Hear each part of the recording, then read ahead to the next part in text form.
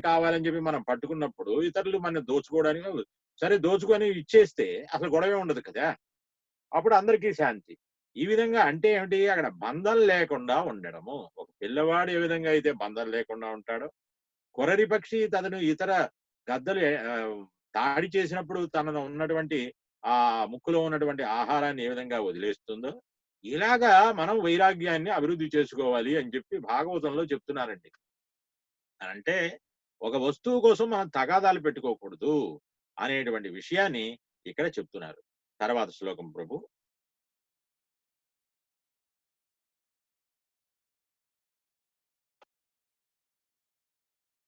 ఆ! దీనిలో ఏం చెప్తున్నారు? ఇందులో ద్వౌ ఏవ చింతయా ముక్తౌ పరమ ఆనందే ఆప్లుతౌ యః విముగ్ధః విమూఢః విమూఢః జడః పాలః యః గుణేభ్యః పరం గతః.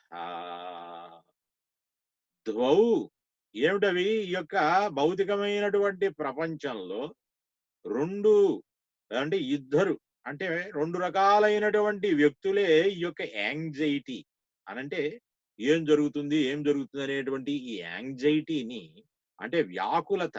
ఈ వ్యాకులత నుంచి బయటపడి ఉంటారంట.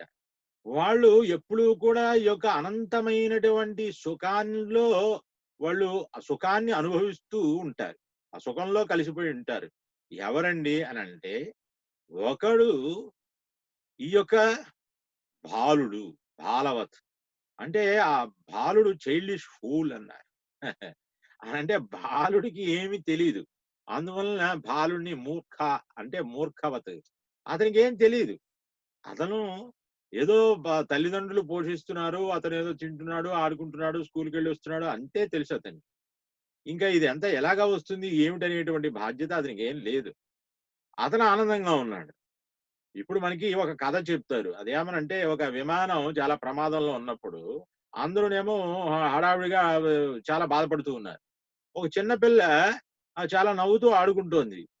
ఎందుకు? వాళ్ళ తండ్రి ఉన్నాడు. ఆ పిల్లని అడిగారు. "ఏమ్మా నీకేం భయం లేదా?" అనంటే, "నాకేం భయం మా తండ్రి గారున్నారు కదా!" ఆ!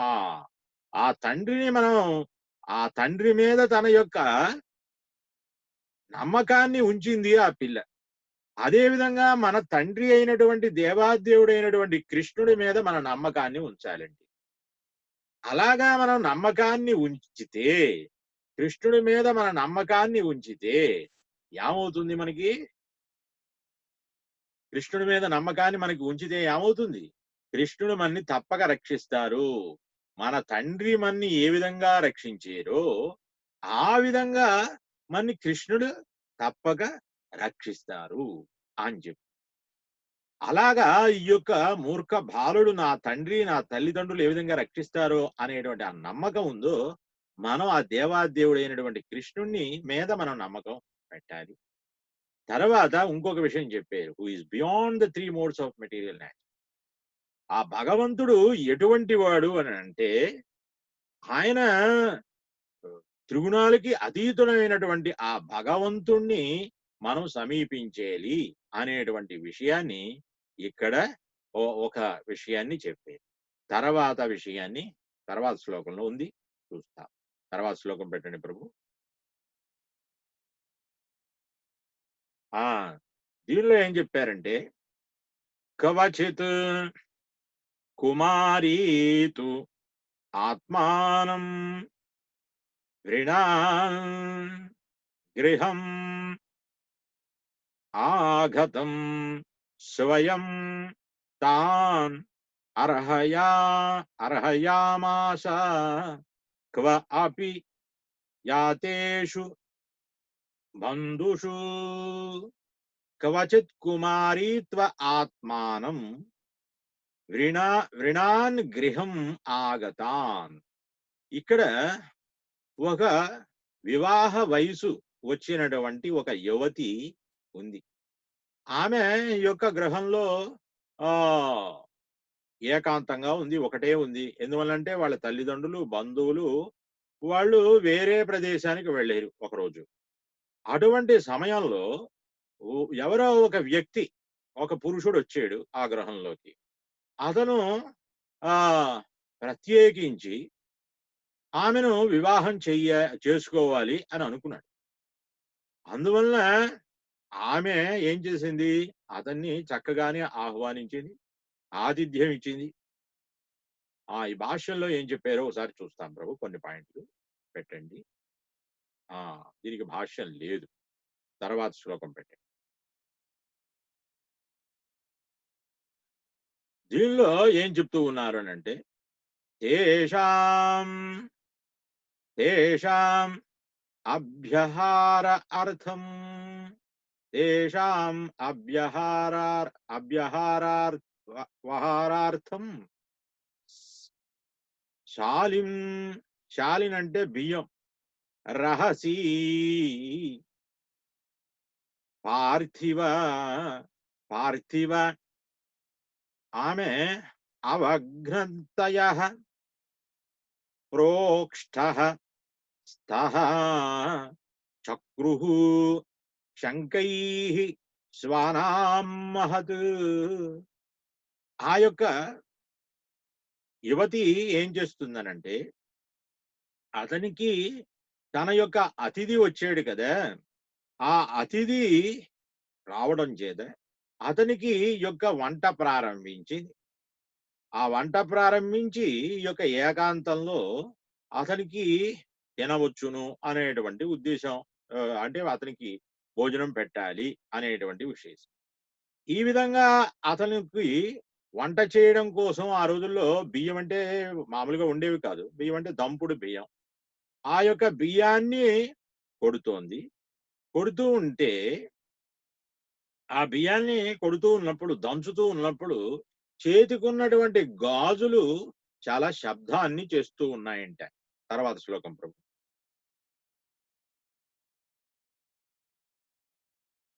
అప్పుడు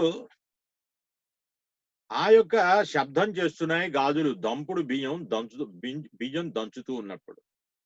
ఎందుకు? బియ్యం అంటే ఇప్పుడంటే మిల్లులో వస్తాయి అవంతా. ఆ రోజుల్లో అలా కాదు. ఒడ్లుని దంచాలి. అలాగా బియ్యం వచ్చేవి. సహ తత్ జుగూప్సితం మత్వా మహతి విద్ధత తాహ తాహ భవ భవంజ భవంజ ఏక ఏకశః శంకా శంకాన్ ద్వౌ ద్వౌ పణ్యోః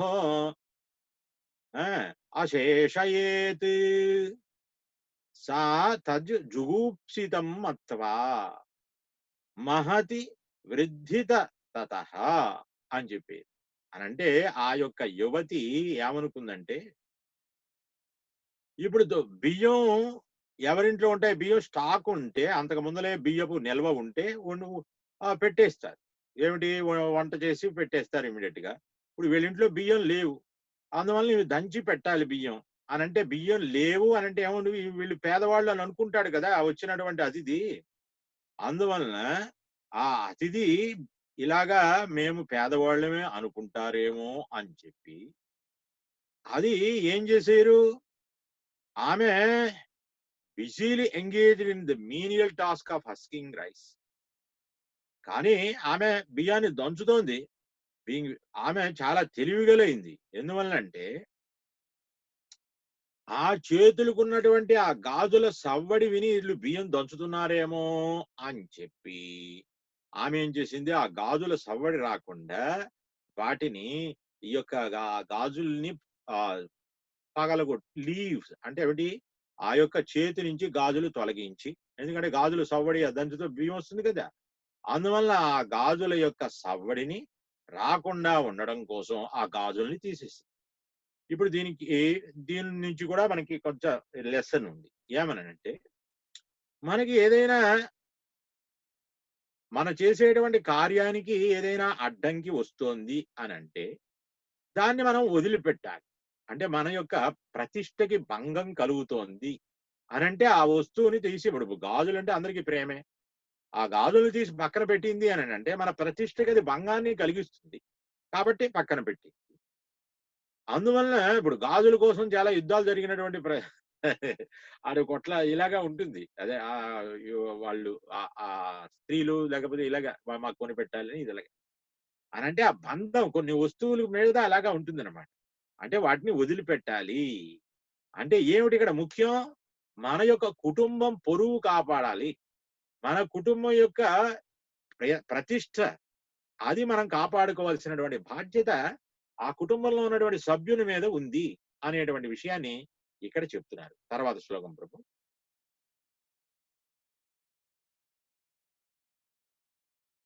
ఇంకొక దీనిలో ఉభయోహో అపి అభూత్ ఘోషః ఈ అవజ్ఞతయః. అక్కడ ఏం చెప్తున్నారు? అవజ్ఞతయః స్వ శంకయోః తత్ర అపి ఏకం నిర్భిదాత్ ఏకస్మాత్ న అభవత్ ధ్వని అని చెప్పి. ఇప్పుడు 2 గాజులు ఉన్నాయి. అవి ఏం చేస్తున్నాయి? ఈ దంపుడు ఓకని ఆ బియ్యాన్ని దంచుతూ ఉంటే అవి చాలా శబ్దాన్ని చేస్తూ ఉన్నాయి. అవి ఒక్కొక్కటి కొట్టుకుంటాయి కదా! అవి మేక్ నాయిస్, అది శబ్దం కాబట్టి ఆమె యొక్క చేతి నుంచి ఆ యొక్క గాజుల్ని బ్రాస్లెట్ అవన్నీ తీసేసింది. తీసి ఒక్కొక్క ఏం చేశారు? ఒక్క బ్రాస్లెట్‌నే ప్రతి చేతికి, అంటే ఒక్క గాజు ఉంటే ఇంకా 2 గాజులు ఉంటే శబ్దం వస్తుంది. ఇప్పుడు మనకి తగాదా ఎప్పుడొస్తుంది? ఇద్దరు పోట్లాడుకుంటున్నారు. ఒక వ్యక్తి నోరు మూసుకున్నాడు అనుకోండి, తగాదా రాదు. అదే విధంగా ఇప్పుడు 2 గాజులు ఉన్నాయి కాబట్టి 2 కొట్టుకుంటాయి. ఒక గాజు తీసేసాం అనుకోండి ఒక చేతికి, ఒక గాజు ఎంత కొట్టినా అది తగాదా శబ్దమే రాదు. ఆ విధంగా ఈమె ఏం చేసింది? ఒక గాజు మాత్రమే అట్టి పెట్టుకుంది. అందువల్ల అక్కడ తగాదా లేకుండా పోయింది. తర్వాత అంటే శబ్దం లేకుండా పోయింది. ఆమె తెలివిగా అలాగే చేసింది. తర్వాత చెప్పండి. తర్వాత ఆ! ఈ శ్లోకంలో ఏం చెప్తున్నానంటే, అన్వీషక్షాం ఇమాం తస్యాః ఉపదేశాం అరింధమా లోకాన్ అనుచరాన్ ఏతాన్ లోకా తత్వ వివి వివిత్సయా. ఇక్కడ ఏం చెప్తున్నానంటే అన్వీక్షం అంటే అరిందమా అనంటే శత్రువులను అణిచేటువంటి వాడా అరిందమ. నేను ఈ యొక్క విశ్వవ్యాప్తంగా అన్ని చోట్ల నిరంతరము తిరుగుతూ ఉన్నాను. ఏదో ఒకటి నేర్చుకుంటూ ఉన్నాను. అంటే ఏమిటి? ప్రతి వస్తువు నుంచి, ప్రతి యొక్క ఇన్సిడెంట్ నుంచి కూడా మనం ఏదో ఒకటి నేర్చుకోవచ్చండి.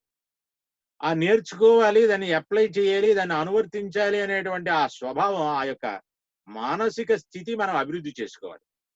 అది ఉండాలి. అలాగా చూస్తే మనం ప్రతి అంశాన్ని నుంచి ఏదో ఒకటి నేర్చుకోవచ్చు. కాబట్టి ఈ ప్రకృతిలో, ఈ ప్రపంచంలో మనం దేన్నించైనా ఒక చిన్న బాలు నుంచి, ఒక చిన్న యువతి నుంచి కూడా మనం నేర్చుకోవచ్చు కొన్ని విషయాలు. అది ఇప్పుడు ఈ యొక్క యువతి నుంచి మనం ఏమి నేర్చుకున్నామో అనేటువంటి విషయం. ఇందులో ఏమిటి అనంటే భాష్యం పెట్టండి చెప్తాము. ఈ భాష్యంలో ఏం చెప్తున్నానంటే, ఇది బ్రాహ్మణుడు తన యొక్క ఈ బ్రాహ్మణుడు ఆయన ఒక సేజ్, ఆయన ఒక సాధువు. ఆయన యదు మహారాజుకి ఈ విషయం చెప్తున్నారు.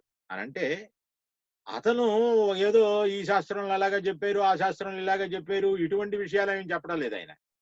ప్రాక్టికల్ గా ఆయన చూసింది, ఈయన ఆచరించింది మాత్రమే చెప్తున్నారు. అందువల్ల దాన్ని ఆచార్య అంటారు.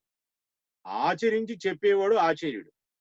అతను ఊరికనే ఏదో దేశం వెంబట అలాగా దేశ దిమ్మరిలాగా తిరగకుండా ఆ యొక్క దేశంలో ఏమి జరుగుతుంది అనేటువంటి అబ్జర్వేషన్, అంటే దాన్ని ఆయన పరిశీలనాత్మక దృష్టితో, ఆలోచనాత్మక దృష్టితో ఉన్నటువంటి ఆ యొక్క బ్రాహ్మణుడు ఆయన తన యొక్క జీవితంలో అనుభవపూర్వకంగా నేర్చుకున్నటువంటి గుణపాఠాలని ఏ ఈ అంతకు ముందల చెప్పారు గదా! ఆ గురువులు ఇది చిన్న పిల్లవాడు కానీ, ఆ యువతి కానీ, ఆ కురరీ పక్షి గాని, వీళ్ళందరి నుంచి నేర్చుకున్నటువంటి విషయాల్ని ఇక్కడ చెప్తున్నారు.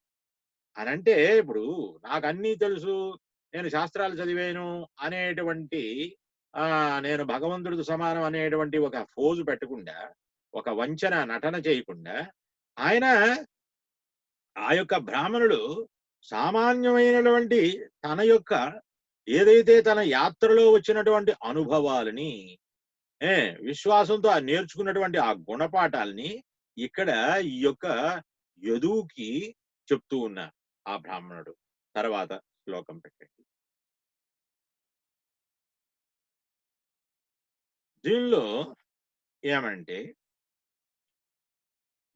వాసే బహూనాం కాలా కాలాహ భవేత్ వార్తా ద్వయోః అపి ఏకః ఏవ వసేత్ తస్మాత్ కుమార్యః ఇవ కానికానః కనికానః కానికానః. దీనిలో ఏం చెప్తున్నానంటే వశే బహూనా కాలహ కలహాహ. ఇప్పుడు మన యొక్క జీవితంలో, మన యొక్క గృహంలో మనకి తెలుసు చాలా కలహాలు వస్తూ ఉంటాయి. ఎవరికి అంత రోజు వస్తూ ఉంటాయి. తగాదాలు ఇవన్నీ కూడా వస్తూ ఉంటాయి. వీళ్ళు మనం కలిసి ఉన్నప్పుడంటే నిస్సందేహంగా ఈ కలహం అనేటువంటిది వస్తుంది. ఏ అలాగా ఆ కలహం అనేటువంటిది సహజం.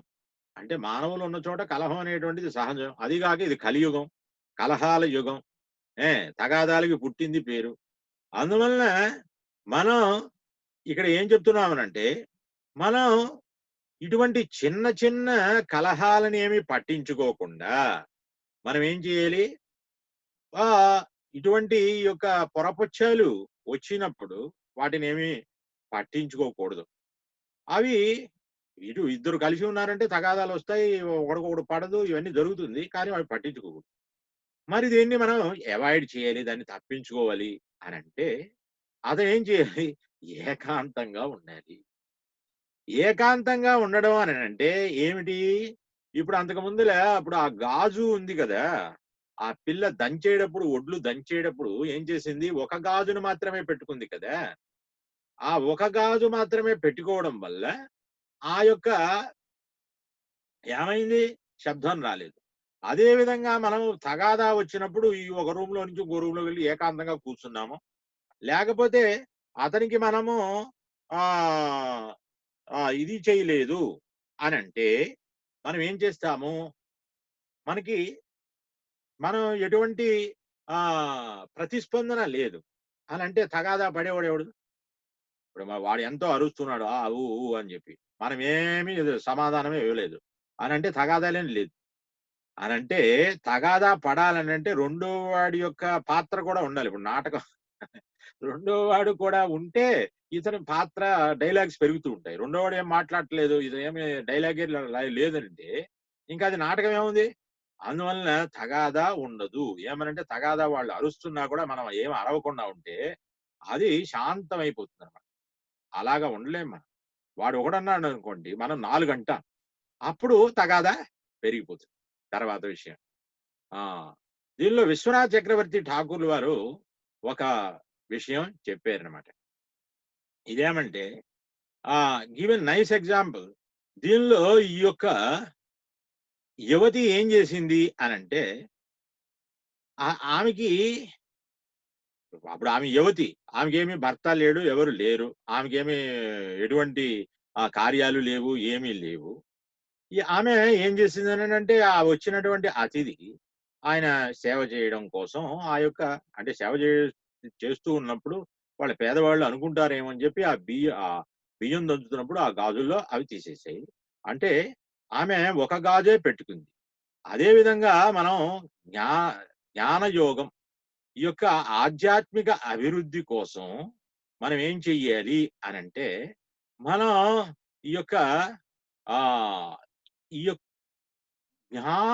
అంటే దుష్ట సాంగత్యం చేయకూడదు. భక్తిలో అభివృద్ధి చెందాలి అనంటే దుష్టులతో సాంగత్యం చేయకూడదు. మనం భగవద్భక్తులతోనే సాంగత్యం మనం చెయ్యాలి అనేటువంటి విషయాన్ని, అంటే ఇక్కడ ఏమని చెప్తున్నారంటే మానసిక కల్పనా పరులతో మనం సాంగత్యం చేయకూడదు. భక్తిలో అభివృద్ధి చెందాలి, మానసిక ప్రశాంతత ఉండాలి అనంటే మనం ఏం చేయాలి? ఈ యొక్క ఆహ్, భక్తులతోనే సాంగత్యం చేయాలి. ఆ భక్తితోనే మన హృదయాన్ని నింపుకోవాలి. అదొక్కటే ఉండాలి మనకి. ఇంకా మానసిక కల్పనలు ఇవన్నీ ఏమి తెచ్చుకుంటే మనం ఈ యొక్క మోత ఏర్పడుతుంది. ఆ గాజులు గలగలా ఏర్పడినప్పుడు అది మనకి ఏర్పడుతుంది అని చెప్పి ఇక్కడ విశ్వనాథ చక్రవర్తి ఠాకూర్ల వారు చాలా చక్కగా వ్యాఖ్యానం చేశారు. తర్వాత ఇంకొక విషయం చెప్పారు. అదేమంటే ఇక్కడ చాలా మంది జ్ఞానులు ఒక చోట ఉంటే మానసిక కల్పనాపరులు వాళ్ళు ఏం చేస్తారు? ఆహ్, ఈ గొడవలొస్తూ ఉంటాయి. ఆ వాదం, ఈ వాదం అలాగా చేశారు, ఇలాగా చేశారు అని చెప్పి వాదాలొస్తుంటాయి.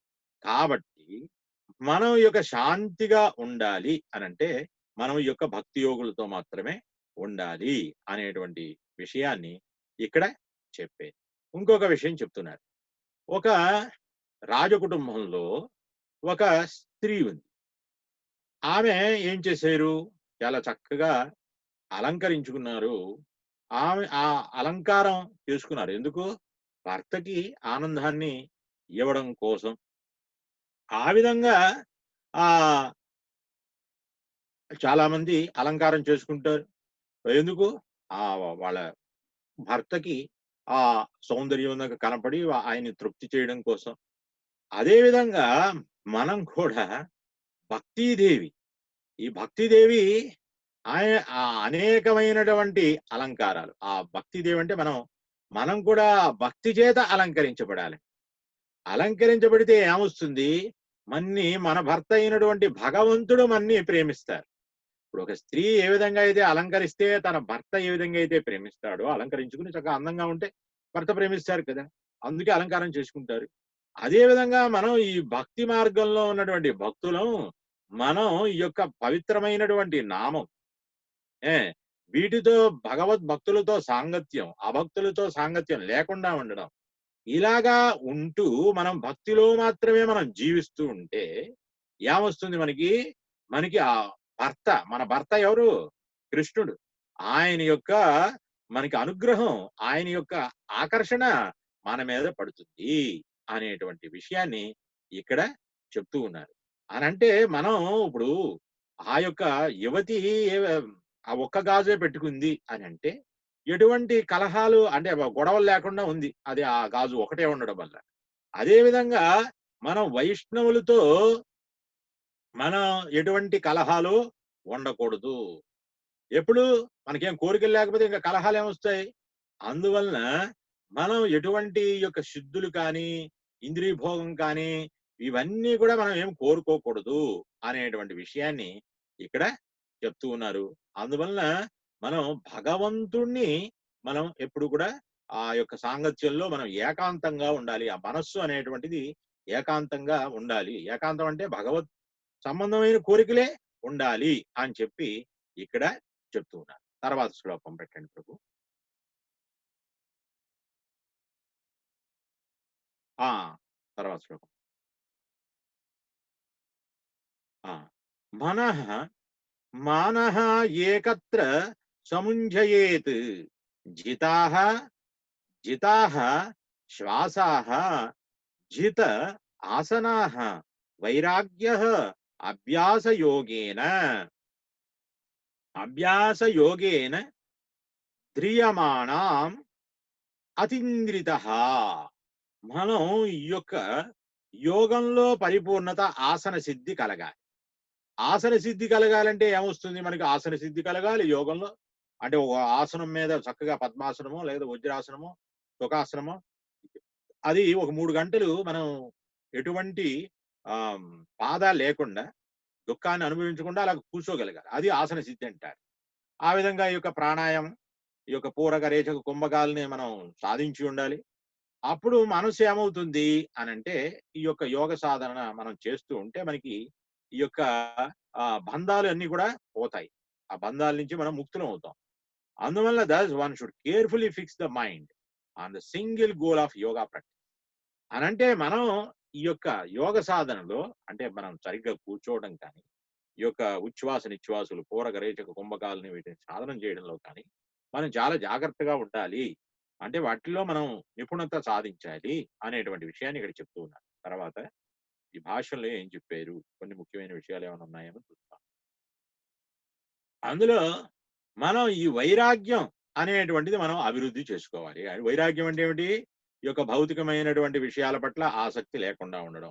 భౌతికమైనటువంటి ఆసక్తి ఉంటే ఏమవుతుంది? విషయాల పట్ల మన యొక్క భక్తి నాశనం అయిపోతుంది.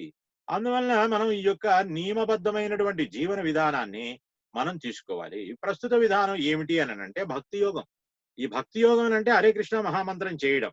ఇప్పుడు విశ్వనాథ చక్రవర్తి ఠాకూర్ వారు ఏం చెప్తున్నారంటే, అవధూత బ్రాహ్మణుడు ఇతను భక్తి మిశ్ర అష్టాంగ యోగాన్ని ఇతను చెప్తూ ఉన్నాడు. ఇక్కడ అష్టాంగ యోగం అంటే యమ నియమ ఆసన ప్రాణాయామ ధారణ ధ్యాన అనేది ఇది భక్తి మిశ్రంతో చేసి ఇక్కడ చెప్తూ ఉన్నారండి. తర్వాత ఇదంతా కూడా ఇప్పుడు మనం కలియుగంలో చేయవలసింది ఏమనంటే ఈ యొక్క హరే కృష్ణ మహామంత్రం. ఇప్పుడు అష్టాంగ యోగ సాధన చేయడం అంత కష్టమైనటువంటి విషయం.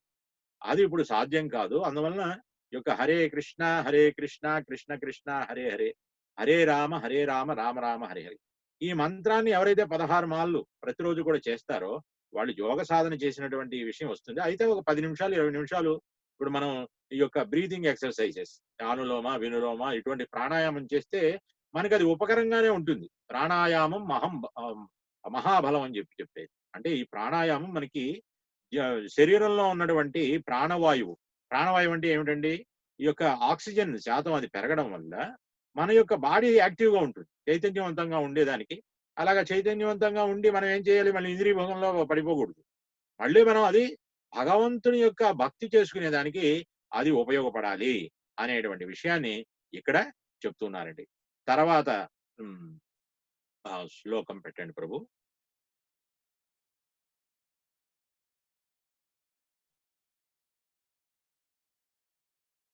దీనిలో ఏం చెప్తున్నానంటే, యస్మిన్ మానః లబ్ధా పాదం యతు ఏతతు శనైః ముంచతి కర్మ రేణూన్ సత్వేన వృద్ధేన రాజాః తమః చ విద్యుః విధూయ నిర్వాణంబుపైతి అనాధనం అనిధానం అన్నారు. ఇప్పుడు దీనికి అనువాదం ఏమిటంటే, మన మనస్సు ఏమవుతుంది? మన మనస్సు ఎప్పుడు నియంత్రణలోకి వస్తుంది అని అంటే, అది భగవంతుడి మీద మనం స్థిరంగా పెట్టినప్పుడు మనకి ఏమొస్తుంది? ఆ మనస్సు మనకి నియంత్రణలోకి వస్తుంది అనేటువంటి విషయాన్ని ఇక్కడ చెప్తూ ఉన్నారు. మనస్సు స్థిరంగా మనకి వస్తుంది. తర్వాత ఆ యొక్క స్థిరత్వాన్ని మనం సాధించిన తర్వాత మనం ఏమొస్తుంది? మనకి ఈ యొక్క కల్మషం, కోరికల వల్ల వచ్చేటువంటి ఈ కల్మషం నుంచి మనము బయటపడతాము. భౌతికమైనటువంటి కార్యక్రమాలు, కోరికలు లేకపోతే ఇంకా భౌతికమైన కార్యక్రమాలు ఏముంటాయి? అవి కూడా పోతాయి. అందువలన మన యొక్క శక్తి ఈ యొక్క సత్వగుణంలో పెరుగుతుంది. మనం ఈ యొక్క సంపూర్ణంగా మనం ఈ యొక్క త్రిగుణాలంటే ఏమిటి? రజోగుణం, తమోగుణం, వీటి నుంచి మనం అంటే సత్వగుణం ఉంటే మంచిది, సత్వగుణం కూడా మనం వదలాలి. కానీ ముఖ్యంగా మనకి హాని కలిగించేవి ఈ యొక్క రజోగుణం, తమోగుణం, వాటిని మనం వదిలిపెట్టగలగాలి. ఆ విధంగా మనం ఏం చేయాలి అని అంటే, మనం ఈ రజోగుణాన్ని, తమోగుణాన్ని మనం వదిలిపెట్టేసి మనం సత్వగుణంలోకి మనం అభివృద్ధి చెందాలి. ఆ సత్వగుణంలోకి రావాలి. ఇప్పుడు మన మనస్సు ఉంది. ఆ మనస్సు ఈ యొక్క త్రిగుణాలు ఏం చేస్తుంది? ఈ మనసుకి వాటిని విచలనం చేస్తుంది అన్నమాట. వాటిని మనం ఏం చేయాలి? ఆ త్రిగుణాల నుంచి, ఆ త్రిగుణాలు అనేటువంటి అగ్ని, ఆ త్రిగుణాలు ఉన్నాయి కదా, ఇప్పుడు అగ్ని ఉంది, అగ్ని బాగా ప్రజ్వలించాలని చేయాలి, నెయ్యి పోయాలి. దానికి ఇంధనం అది. ఆ విధంగా మనం ఈ యొక్క మనస్సుకి ఏం చేయాలి? త్రిగుణాలు అనేటువంటి అగ్నిని ఆ ఇంధనాన్ని ఇవ్వకూడదు. ఆ త్రిగుణాలు ఇవ్వకపోతే అదేమవుతుంది? ఆ మనసు స్థిరంగా ఉంటుంది. ఆ విషయాన్ని ఇక్కడ చెప్తున్నారు. అందువలన మనము ఈ మనస్సుని ఎప్పుడూ కూడా ఈ గుణాలకి అతీతంగా పెట్టాలి. అంటే త్రిగుణాతీతంగా పెట్టాలి. పెట్టాలంటే అది కృష్ణ చైతన్యంలోనే ఉంటే ఈ యొక్క జపం చేయడం కానీ 4 నియమాలు పాటిస్తేనే అది త్రిగుణాతీతం అవుతుంది. లేకపోతే అవ్వదు. అందువలన మన దివ్యమైనటువంటి స్థాయిలో అదేమిటి అనంటే ఆ direct relationship with object of meditation of the supreme lord. అంటే అది భగవంతునితో సంబంధం. భగవంతునితో సంపర్కం ఉండాలి. భగవంతుని యొక్క మెడిటేషన్, భగవంతుని యొక్క ధ్యానం. నామ, రూప, గుణ లీలల్ని ఎప్పుడు కూడా మనం ధ్యానం చేస్తూ ఉంటే, స్మరిస్తూ ఉంటే ఏమవుతుంది మనకి? ఆ స్మరిస్తూ ఉంటే మనకి ఈ యొక్క ముక్తి అంటే ఏమిటి? ఈ భౌతికత్వాన్నించి ముక్తి. త్రిగుణాల నుంచి ముక్తి. ఆ త్రిగుణాలకి ఈ యొక్క ఇంధనం అందదు కదా! అప్పుడది మెదలకుండా కూర్చుంటుంది. ఇప్పుడు అగ్నిని ఆర్పాలంటే దానిలో మనం ఏమో కట్టెలు వేయడమో, లేకపోతే నెయ్యి పోయడమో ఇటువంటివి చేయకపోతే అగ్ని ఆటోమేటిక్‌గా ఆరిపోతుంది. అదే విధంగా ఈ యొక్క మనస్సుని మనం కంట్రోల్ చేయాలి అనంటే దాన్ని త్రిగుణాలు కలిగించేటువంటి విషయాల్ని మనం చేయకూడదు. ఆ పనులు చేయకూడదు. ఆ విషయాన్ని ఈ శ్లోకంలో చెప్తున్నారు. తర్వాత శ్లోకం పెట్టండి ప్రభు.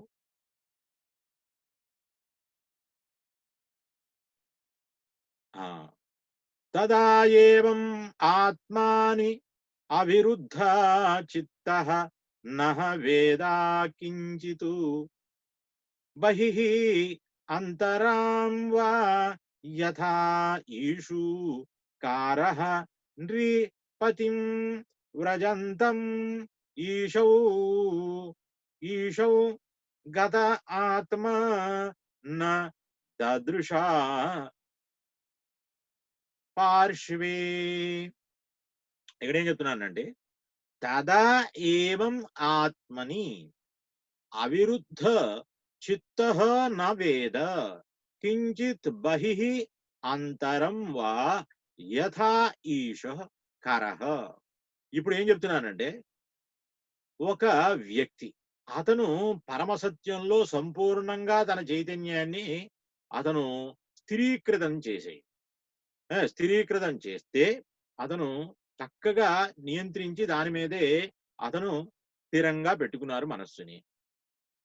దేవాది దేవుడు అతను దేవాది దేవుడి మీద మనస్సు నిగ్రహించడం వల్ల అతని యొక్క ద్వంద్వాల నుంచి ఇవి అన్నింటి నుంచి కూడా బయటకు వచ్చేయరు అని అంటే అంతరంగంగా బహిరంగంగా ఏదైతే మనకి ఈ వాస్తవం ఉందో ఇదంతా కూడా అతను ఈ యొక్క బహిరంగంగా వచ్చేటువంటి ఈ యొక్క ద్వంద్వాలు వీటన్నిటి నుంచి కూడా బయటపడిపోయినాడు. ఎప్పుడు? భగవంతుడి మీద మనసు లగ్నం చేసినప్పుడు. ఇప్పుడు ఒక ఉదాహరణ చెప్తున్నారు ఇక్కడ. ఏమిటది? ఒక యారో మేకర్. యారో మేకర్ అంటే ఇప్పుడు ధనస్సు, ధనుస్సుకి బాణం ఉంటుంది. యారో. ఆ బాణాలు చేయాలి కదా! ఆ బాణాలు తయారు చేసేటువంటి వాడు. అతను ఆ బాణం స్ట్రెయిట్‌గా ఉండాలి. అది వంకరగా ఉందనుకోండి అది ప్రయోగించినప్పుడు ధనుస్సులో ప్రయోగించినప్పుడు అది వెళ్ళదు. అది స్ట్రెయిట్‌గా పోదు. అందువలన అది స్ట్రెయిట్‌గా ఉండడం కోసం అంటే స్ట్రెయిట్‌గా అంటే నిలువుగా ఉండడం కోసం ఎటువంటి వంకర్లు లేకుండా తయారు చేయడం కోసం అతను ఏం చేస్తారు? That he did not even see the notice of the king. అతను పక్కన ఒక రాజుగారు వెళుతూ ఉన్నాడు. రాజుగారు వెళుతూ ఉంటే ఇతని యొక్క పనిలో నిమగ్నం అయిపోయి అతను ఎంత స్ట్రెయిట్‌గా చేయాలి ఆ బాణాన్ని అంటే ఎంత మనం ఎటువంటి వంకర లేకుండా చెయ్యాలి. ఎందుకంటే బాణ ప్రయోగం చేసేటప్పుడు ఆ ధనస్సుకి అది వంకర ఉంటే అది నిజమైన టార్గెట్‌ని రీచ్ కాదు. ఆ లక్ష్యాన్ని అది చేరుకోదు. అందువలన ఇతను చాలా దానిలో ఉన్నటువంటి పర్ఫెక్షన్, పరిపూర్ణత్వాన్ని తీసుకురావడం కోసం ఆయన నిమగ్నం అయ్యారు. పక్కన రాజుగారు వెళ్తున్నా పెద్ద మనుషులు ఎవరిని పట్టించుకోలేదు. అంటే who was passing right next. అంటే రాజును పట్టించుకునేటువంటి స్థితి కూడా లేదు. తన యొక్క కర్తవ్య నిర్వహణలో బుద్ధిని అంత స్థిరత్వం చేసేడు. ఆ యొక్క బాణంలో తయారు చేసి. అదే విధంగా మనం కూడా మన కర్తవ్య నిర్వహణలో, మన కృష్ణ చైతన్య నిర్వహణలో మనం అంత బుద్ధిని స్థిరంగా పెట్టాలి అనేటువంటి విషయాన్ని ఇక్కడ చెప్తూ ఉన్నారు. అలాగా పెడితే మనకేమొస్తుంది? మనము ఈ త్రిగుణాల నుంచి బయటపడతాము. అంటే ఫిక్స్డ్ ఇన్ అబ్సల్యూట్ ట్రూత్. అంటే పరమ సత్యంలో మన చైతన్యాన్ని లగ్నం చెయ్యాలి. అలాగా చేస్తే మనకి చాలా మంచిది అనేటువంటి విషయాన్ని ఈ యొక్క భాష్యంలో ఈ యొక్క అనువాదంలో మనకి చెప్పుకుందాం. ఈ శ్లోకంలో ఈ యొక్క ఇది ఉంది. తర్వాత శ్లోకం పెట్టండి.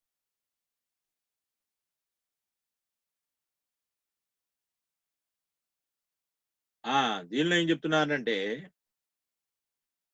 ఏక ఏకచరీ అనికేతః స్యాత్ అప్రమత్తః గుహాశయః అలక్ష్యమాణః ఆచరైః మునిః ఏకః అల్పభాషిణః. ఇతను ఏం చేస్తారంట, ఏకచరీ అనికేతః స్యాత్ అప్రమత్తో గుహాశయః అలక్ష్యమానో ఆచరైరి మునిః ఏకో ఏకో అల్పభాషిణ.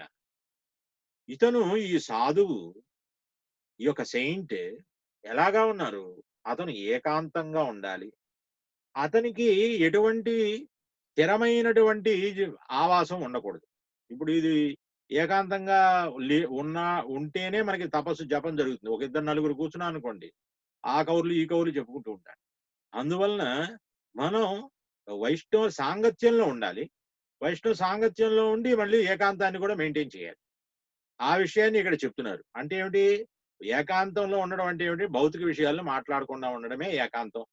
ఈ వైష్ణవ ఏకాంతం అంటే. తర్వాత మనం చాలా జాగ్రత్తగా ఉండాలంట. మనం ఏకాంతంగా ఉండాలి. మనని ఆ ఇతరులు అంటే మనం లైమ్ లైట్ గా ఉండకూడదు. ఇతరులు మనని ఆ ఈ ఈ రికగ్నైజ్ చేసి మన ఏదో డిస్టర్బ్ చేసే విధంగా మనం ఉండకూడదు. అంటే మన పని మనం చేసుకుంటూ మన యొక్క లో ప్రొఫైల్ మెయింటైన్ చేయాలంటారు కదా, అలాగా ఉంటే బాగుంటుంది. తర్వాత moving without companions, he should not speak more than required. మనకి అవసరానికి మించి ఎక్కువ మాట్లాడకూడదు. అనంటే మన అవసరానికన్నా మించి ఎక్కువ మాట్లాడామనుకోండి తగాదాలు వస్తాయి. అందువలన మన అవసరం ఎంతో అంతే మాట్లాడాలి అనేటువంటి విషయాన్ని ఇక్కడ చెప్తూ ఉన్నారు. తర్వాత శ్లోకం పెట్టండి ప్రభు.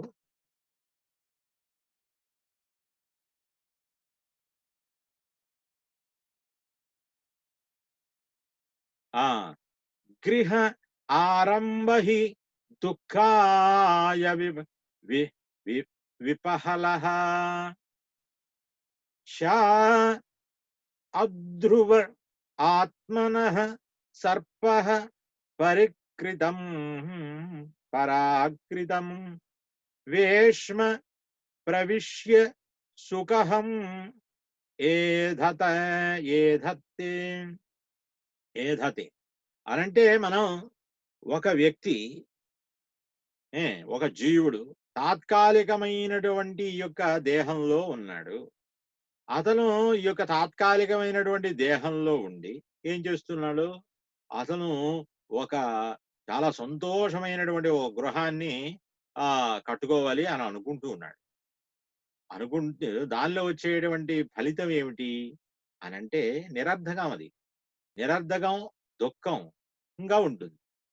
ఎందుకు, ఇదంతా కూడా తాత్కాలికమైనటువంటిది. కానీ ఇక్కడ మనం స్థిరంగా ఉండడం కోసం అందరినీ కూడా పోట్లాడి అందరినీ దోచుకుని అందరికీ హాని కలిగించి ఇక్కడ మనం మనం ఒక్కళ్ళమే ఉంటాం అన్నట్టుగా మనం ఎప్పుడు కూడా ప్రయత్నం చేయకూడదు. అంటే అది స్థిరత్వం మనకి లేదు. ఇక్కడ ఈ దుఃఖాలయం అశాశ్వతమైంది. ఇక్కడ మనం శాశ్వతంగా ఉండడానికి మనం ప్రయత్నం చేస్తున్నాం. అందరినీ దోచుకునో లేకపోతే పోట్లాడో తగాదాలు పడో ఏదో విధంగా స్కాములు చేసో ఏదో. కానీ ఇప్పుడు ఇక్కడ పాము ఉంది చూసారా, ఆ పాము ఏం చేస్తుంది, పాము కూడా గృహంలో ప్రవేశిస్తుంది ఆ పుట్టలో. కానీ ఆ పుట్ట ఎవరు తయారు చేశారు, ఆ పాము పుట్ట అనంటే చీమలు తయారు చేశాయి అంతకు ముందల.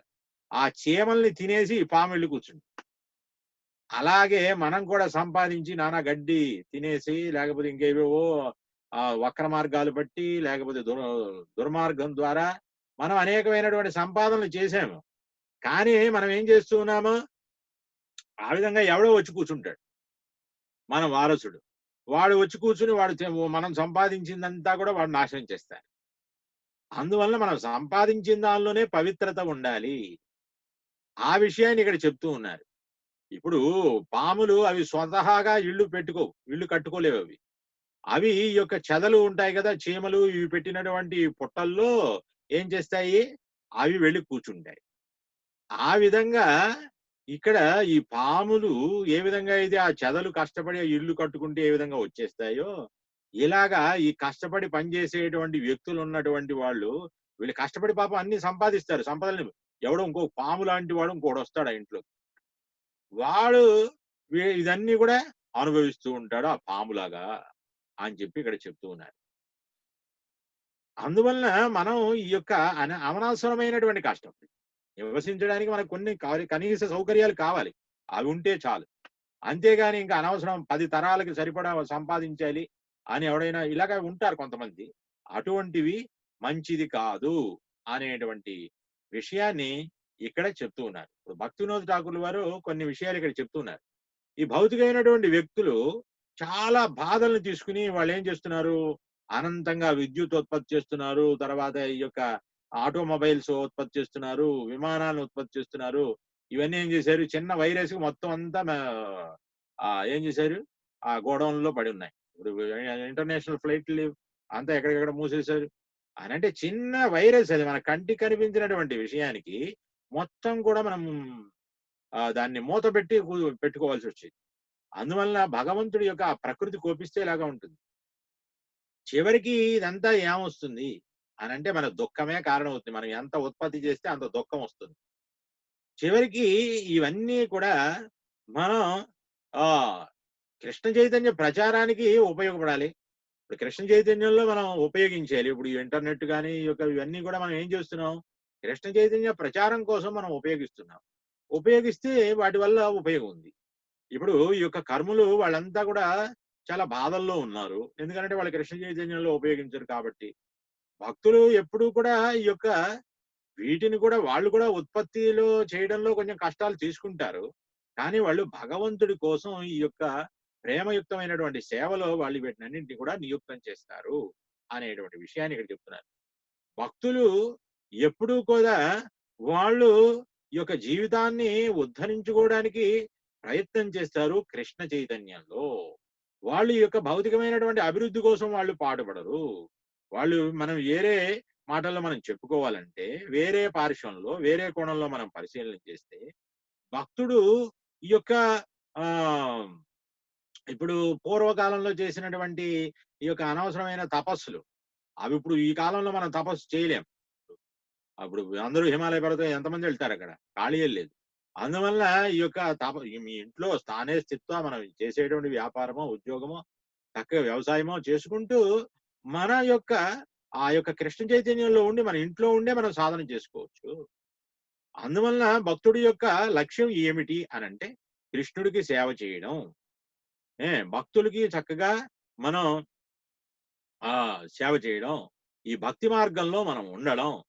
ఇవి మనకు కూడా మంచి ఇల్లు కట్టుకోవచ్చును. లేకపోతే మంచి సంపదలు కూడా పెట్టుకోవచ్చును. కానీ ఇది వాటి మీద బంధం పెట్టుకోకూడదు అని చెప్పి. ఆ బంధం ఉంటే ఏమవుతుంది? మిగతా వాళ్ళంతా కూడా దోచుకోవాలనిపిస్తుంది. ఆ బంధం ఉండకూడదు. మనం కూడా భక్తులకు కూడా మంచి ఇల్లు కావాలి, మంచి సౌకర్యాలు కావాలి, మంచి సంపదలు కావాలి. అన్నీ కూడా కావాలి. కానీ ఇవన్నీ ఏ ఉద్దేశ్యంతో కావాలంటే కృష్ణుడికి సేవ చేయాలి అనేటువంటి ఉద్దేశ్యంతో అవి కావాలి.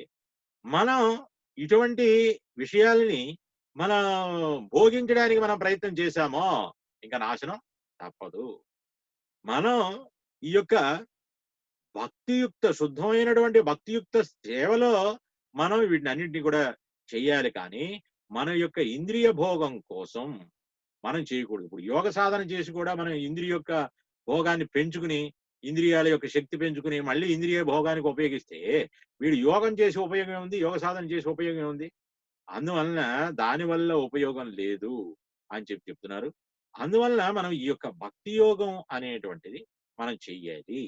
ఇప్పుడు ఈ యోగ సాధన చేసి ఇంద్రియ భోగం పెంచుకుని వాళ్ళ యొక్క మానవ జీవిత లక్ష్యాన్ని మర్చిపోతే ఆ యోగ సాధన వల్ల ఉపయోగం లేదు. అందువలన భక్తి యోగంలో మనం ఈ హరే కృష్ణ మహామంత్రం చేస్తే మనం అన్ని మార్గాల నుంచి కూడా ఈ యొక్క హరే కృష్ణ మహామంత్రం మన ఈ యొక్క ఇంద్రియ భోగం వైపు వెళ్లకుండా మనని రక్షించి కృష్ణుడి వైపు మనని తీసుకెళ్లేటువంటి మార్గం ఈ యొక్క హరే కృష్ణ మహామంత్ర జపం, ఈ యొక్క భక్తియుక్త సేవా విధానం అని చెప్పారు. వచ్చే వారం మిగతా సగం మనం చెప్పుకుంటాం. ఇది చాలా ముఖ్యమైనటువంటి అధ్యాయం ఇది. భౌతికమైనటువంటి బంధాల నుంచి మనం ముక్తి ఎలాగా పొందాలి అనేటువంటి విషయాన్ని ఇది చాలా గొప్ప చాప్టర్ అన్నమాట. ఇది వచ్చే వారం మళ్ళీ మనం చెప్పుకుంటాం మిగతాదంతా కూడా. ఏమైనా ప్రశ్నలు ఉంటే అడగవచ్చు. Hare Krishna. Hare Krishna. Hare Krishna Prabhuji, Dandavats, all glories to Srila Prabhupada. So thank you very much Prabhu for the nice class. So Hare Vishwambar Prabhu, మా ఒక క్వశ్చన్ ఉందండి. ఒక క్వశ్చన్ ఏంటంటే, ఈ కృష్ణుడి మీద అపారమైన భక్తి అనేది ఎలా వస్తుంది? ఇప్పుడు మనం ప్రతిరోజు మన జీవితంలో బయట ఈ కరోనా వైరస్ వల్ల వాటి వల్ల వచ్చే కష్టాలు ఇవన్నీ చూస్తూనే ఉన్నాము. చూస్తున్నా కానీ మనలో ఆ సీరియస్నెస్ కానీ, కృష్ణుడి మీద అపారమైన భక్తి పెంచుకోవాలని కానీ ఆ తపన చాలా మందికి రావట్లేదు. ఎందుకు అలా రావట్లేదు? ఎలా పెంచుకోవాలి దాన్ని, ఆ నమ్మకాన్ని కృష్ణుడి మీద? ఆ నమ్మకం మనమే ఇప్పుడు కృష్ణుడి మీద మనం అంతా చూస్తూ ఉన్నాం. మన పక్క వాళ్ళు చనిపోతున్నారు, కానీ మనకి రాదు, లేదు మనం చాలా కాలం ఉంటాము అనేటువంటి ఒక భరోసా అందరికీ ఉంటుంది. ఆ నమ్మకం ఉండాలి కూడాను. సో కానీ మనం ఈ యొక్క కృష్ణ చైతన్య విషయం, మనకి కృష్ణ చైతన్యంలో ఎప్పుడు కూడా మనం ఉత్సాహంగా, మనకి ఆ స్థిరత్వం, ఆ దృఢత్వం రావాలి అని అంటే, మనం స్థిరమైనటువంటి భక్తులు, ఉత్సాహమైనటువంటి భక్తులు ఉంటారు. ఇప్పుడు ప్రతి మందిరంలో, ప్రతి కమ్యూనిటీలో, ప్రతి ఊర్లో కూడా కొంతమంది ఉత్సాహమైనటువంటి భక్తులు ఉంటారు. వాళ్ళని మనం ఆశ్రయించేది. వాళ్ళని ఇప్పుడు ఉత్సాహమైనటువంటి భక్తులు దూరంగా ఉన్నారనుకోండి, ప్రభుపాదులు గారు చెప్పారు ఏమిటది, మార్నింగ్ ప్రోగ్రామ్ మన ఇంట్లో మనం మంగళారతి చేసుకోవచ్చును, లేకపోతే మన ఇంట్లో మనం జపం చేసుకోవచ్చును. ఈ యొక్క మార్నింగ్ ప్రోగ్రామ్ ఇప్పుడు అది గృహస్థాశ్రమంలో ఉన్న వాళ్ళకి, లేదా బ్రహ్మచారి ఆశ్రమంలో ఉన్నటువంటి వాళ్ళకి, టెంపుల్లో బ్రహ్మచారి ఆశ్రమం ఉన్నటువంటి వాళ్ళకి వాళ్ళు తప్పక అది పాటించారు. ఇప్పుడు గృహస్థాశ్రమంలో ఉన్నటువంటి వాళ్ళకి సౌలభ్యం ఉంది, వాళ్ళ ఇంట్లో చేసుకోవచ్చు.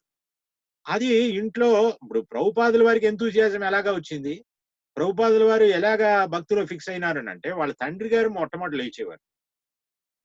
వాళ్ళ తండ్రి గారు లేచి ఆ హారతి చేయడం కానీ అదంతా కూడా చేసి చక్కగా పిల్లలు వాళ్ళంతా కూడా తండ్రి యొక్క సీరియస్నెస్ ని వాళ్ళు చూసేవారు. ఆ ప్రభుపాదు ఆయన నిద్ర ఎలా లేచేవారంటే, ఆ గంట కొడుతూ ఉంటే అది ఒక నాదంగా, ఆ నాదాన్ని విని ఈయన నిద్ర లేచి డైరెక్ట్ గా అప్పుడు ఆ మంగళహారతి దర్శనం, రాధా గోవింద విగ్రహాలని ఆయన దర్శనం చేసుకునేటువంటి శక్తి ఆయనకి, ఆ సౌలభ్యం ఉంది. అటువంటి ఆ సౌలభ్యం కొంతమంది వ్యక్తులు మనం చేస్తూ ఉంటారు. వాళ్ళని మనం ఆశ్రయించాలి. మన ఇంట్లో మనం చేస్తే ఉత్సాహం ఉన్నా లేకపోయినా మనం దాన్ని కొన్ని కార్యక్రమాలని రిజిడ్ గా మనం ఫాలో కావాలి. అంటే కొన్ని ఈ మంగళారతి చేయడం కానీ, జపం చేయడం కానీ, ప్రసాదం నైవేద్యం పెట్టి మనం మనం వండే ప్రసాదం కూడా ఈ యొక్క జపం చేసి వండుకోవడం, ఇలాగా మనం చేస్తూ ఉంటే, ఇప్పుడు మనం ప్రసాదం తినేది ఎవరైతే జపం చేసి వండి తిన్నటువంటి వాళ్ళ ఆ ప్రసాదం ఉంటుందే, అది తింటే మనకి భక్తి బాగా పెరుగుతుంది. ఇప్పుడు జపం చేయకుండా వండుతూ ఉన్నారు కొంతమంది, ఆ ప్రసాదం తినడం వల్ల అంత ఎఫెక్టివ్ ఉండదు. అది భగవంతుడికి పెట్టారు కాబట్టి ఎఫెక్ట్ వస్తుంది. కానీ మనకి ఎవరైతే జపం చేసినటువంటి వాళ్ళు వండుతారో ఆ ప్రసాదం తింటే మనకి ఉత్సాహం బాగా పెరుగుతుంది. అది చాలా ముఖ్యమైనటువంటి విషయం. అంటే మనం ఇంట్లో ఉన్నటువంటి వాళ్ళు ఎవరైతే ఆ ఇంట్లో కృష్ణ చైతన్యవంతుల్ని చెయ్యాలి అని అంటే, వాళ్ళు జపం చేసి మాత్రమే ఆ ప్రసాదాన్ని వండాలి. వండి అది నైవేద్యం చేస్తే భగవంతుడికి, ఆ ప్రసాదం ఎవరైతే తింటారో అందరికీ కూడా ఉత్సాహం వస్తుంది, వాళ్ళలో స్థిరత్వం పెరుగుతుంది, వాళ్ళు యాక్టివ్ గా ఉంటారు కృష్ణ చైతన్యంలో. తర్వాత మనం ఈ యొక్క ప్రతిరోజు కూడా తులసి మహారాణికి నీళ్లు పోయడం, సేవ చేయడం, ఇది మనకి రూపగోస్వామి వారు కూడా భక్తిరసామృత సింధులో చెప్పారు. ఏమనంటే ప్రతిరోజు కూడా తులసి పూజ చేయాలి. తులసి పూజ మనకి చేయడం వల్ల ఏమవుతుంది అని అంటే, ఇప్పుడు మనకి భారతదేశంలో ప్రతి వాళ్ళ ఇంట్లో కూడా తులసి మొక్కలు ఎందుకు పెట్టుకున్నారంటే, తెలియకుండానే వాళ్ళు పెట్టుకున్నారు. ఎందుకనంటే ఆ భక్తి అనేటువంటిది వస్తుంది. ఆ భక్తి ప్రధాయిని, కృష్ణ భక్తి ప్రధాయిని తులసి మహారాణి ఆ భక్తి మార్గం అని అంటే, స్త్రీలకి ఆ పాతివ్రత్య ధర్మాలు ఇవన్నీ కూడా ఈ యొక్క తులసి మహారాణి మహాపాతివ్రత్యం. ఆ యొక్క భక్తిని ఇచ్చేటువంటి భక్తిదేవి తులసి మహారాణి. అందువలన మనం జపం చేసి ఆ ప్రసాదాన్ని వండుకుని ఆ ప్రసాదాన్ని తినడము, తరువాత ఈ యొక్క తులసి మహారాణి పూజ చేయడం, తర్వాత ఉత్సాహం ఎలాగా మనకు కంటిన్యూ అవుతుంది అని అంటే, మనకి సాంగత్యం మంచిది ఉండాలి. ప్లస్ మనం ఈ పుస్తకాలు, ప్రభుపాదుల వారి పుస్తకాలు, ఇప్పుడు మనం చాలా మంది ఇప్పుడు వేరే వేరే వేరే వేరే ఏవో వింటున్నారు. సో కానీ ప్రభుపాద పుస్తకాలు అనేటువంటిది మనకి ముఖ్యమైనటువంటి సంబంధం. ఆ సంబంధాన్ని మనం కోల్పోకూడదు. అది అట్లీస్ట్ ఒక గంట అన్నా ప్రభుపాద పుస్తకాల్ని మనం చదవాలి. ఇతర లెక్చర్ కూడా వినొచ్చును, అది మంచిదే. కానీ ప్రభుపాద బుక్ బేస్డ్ గా ఉన్నటువంటి, అంటే ప్రభుపాద పుస్తకాల్ని మనం ప్రత్యక్షంగా వాటిని చదివితే మన యొక్క ఉత్సాహం ఎప్పుడు కూడా మనం కోల్పోయేదానికి అవకాశం ఉండదు. ఇప్పుడు పాశ్చాత్య దేశాల్లో వాళ్ళకి కృష్ణుడి గురించి కానీ, కృష్ణ చైతన్యం గురించి కానీ అవగాహన ఎలా వచ్చింది అని అంటే, అది ప్రభుపాదుల వారి యొక్క కృప, భక్తుడి యొక్క కృప, ప్లస్ ఈ పుస్తకాల్ని అధ్యయనం చేయడం. వాళ్ళు ఆ పుస్తకాల్ని చాలా చక్కగా అధ్యయనం చేశారు. అందువలన వాళ్ళకి ఈ భక్తిలో స్థిరత్వం అనేటువంటిది వచ్చింది. అందువలన ఇంకొక విషయం కూడా చెప్పారు. మనం మన చుట్టుపక్కల ఉన్నటువంటి వాళ్ళకి ఇది చెప్పాలి. చెప్తే మనం ఉత్సాహంగా ఉంటాము, వాళ్ళు కూడా ఉత్సాహం ఉంటారు. మనం ఇది ఎప్పుడైతే చెప్పామో వాళ్ళు మన ఉత్సాహానికి భంగం కలిగించకుండా ఉంటారు. అందువలన ఇలాగా మనం ఈ విషయాలు సింపుల్ థింగ్స్ ఇవి అందరికీ తెలిసినవే. కాకపోతే మనం అప్లై చేయాలి అని అంటే, ఇప్పుడు ఎంతమంది కొరరి పక్షిని చూడలేదు, ఎంతమంది చిన్న పిల్లవాడిని చూడలేదు, ఎంతమంది ఆ చిన్న పిల్లని చూడలేదు, అందరిని చూశారు. కానీ ఈ యొక్క బ్రాహ్మణుడు ఆ ఎనాలిసిస్ దృష్టి ఉందే, ఆ దృష్టికోణం మనకి మారాలి. ఆ యొక్క సీయింగ్ అంటే శాస్త్ర చక్షు చూసేటువంటి విషయం ఏదైతే ఉందో దాన్ని శాస్త్ర దృష్టిలో చూడగలిగేటువంటి శక్తిని మనం అభివృద్ధి చేసుకోవాలి. అందరూ చూస్తూ ఉన్నారు. ఇప్పుడు యాపిల్ పడింది, న్యూటన్ అంతకుముందు ఎంతమంది చూడలేదు, కానీ న్యూటన్ చూశారు, దాని ఆ లాని కనిపెట్టారు. ఆ విధంగా ఆ చూసేటువంటి శక్తి మనకి రావాలి అనేటువంటి విషయాన్ని మనం దీన్ని బట్టి మనం తెలుసుకోవచ్చు. ఓకే ప్రభు. చాలా సంతోషం అండి. Thank you. హరే కృష్ణ. హరే హరే కృష్ణ. కృష్ణ. ఇంతటితో దీన్ని ముగిస్తున్నా. Thank you. Hare Krishna. Thank you ప్రభు. హరే కృష్ణ ప్రభు. హరే కృష్ణ. హరే కృష్ణ.